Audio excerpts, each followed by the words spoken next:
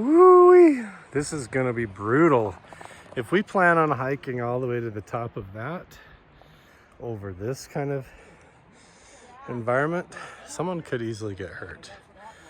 So this is decision-making time for the group. Who's gonna try and go up? Who's gonna turn back? So basically it was October 2010, my first week up there. On Skinwalker On Ranch. Skinwalker Ranch. Me and another officer up there together, and we had a routine down where one guy would do a morning run, Wanna go this way? and the other guy would do the report from the night before. And so the guy comes back from the run and he goes, "Hey Chris, I think I found some weird prints on top of the mesa." And I'm like, "Well, let's go check them out." So we hiked up on top of the mesa, and it had just kind of rained the night before a little bit, so the ground was a little bit wet, not that much. And sure as shit, we see these big sized wolf canine prints. And they're weird, but what was weird about it is that this thing went from 4 feet to 2 feet for about maybe 100 foot of 2 feet. And in our So it went upright on two legs? Yeah, it looked like from the prints, it looked like, and that's where the 3-foot stride came from. And we're like, what the hell is that? I know I'm from Kansas. I'm used to farm animals and stuff like that, and coyotes. I'm like, this is something different. So we call our guys and say, the advice is be careful. So we're like, okay. So that night we have the mindset like we're gonna go capture this wolf or this animal because we're curious. So we go out that night, me and another officer with the dogs, and we were hiking all night long, all over the property, and it was slightly raining a little bit. We're building like makeshift campfires, trying to draw this animal in, and the whole night we felt like we're being watched. We could feel like the sensation of something there, and the dogs were acting very suspicious, clinging. They're like right next to us, when normally they're out running around trying to grab rabbits and stuff.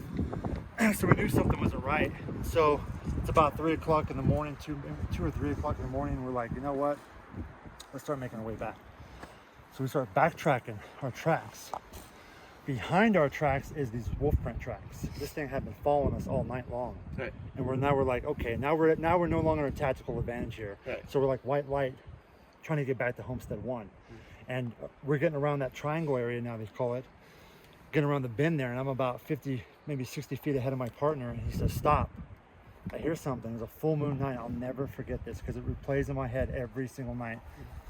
The clouds come over the moon, and as I'm turning around, it feels like time is compressing, like I'm walking in water. And out of the ditch, we hear this guttural growl come out, and it sounds something like I've never heard before, like so deep and guttural, but also into a howl.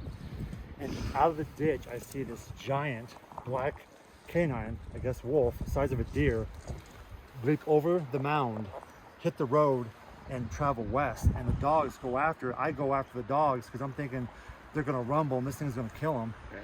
So me and the officer are behind this thing, and in a blink, it disappears. The dogs stop, look at us. We look at Right them, in front of your eyes. right in front of our eyes. Absolutely. And Awesome. And the dogs looked at us like, what the hell was that? And then we're like shocked, Right. And then so that happens, and we do the report. And in the initial report, I didn't even see the wolf because I had a Q clearance still for the DOE, and I was planning to go back there to DOE. And I said, if I put that down on paper, I'm gonna lose my clearance. Nobody's gonna believe me. This is in 2010, and so later on now I'm more open about it because it happened. I have evidence to back it up. Well, then in 2015, while I'm there by myself now, in 2011 we went by ourselves. In 2015, I'm sitting in a lawn chair, and I'm by myself with the dogs, and out of nowhere, I hear that guttural howl growl behind me, and I come out of the chair, gun out, and it was there for a second, and then like letting me know, like, hey, I'm still here. Yeah, right here behind you, bud. Yeah, it was Right. weird, Yeah. man. It And was they're very all strange. interdimensional. Yep. Exactly. Very strange.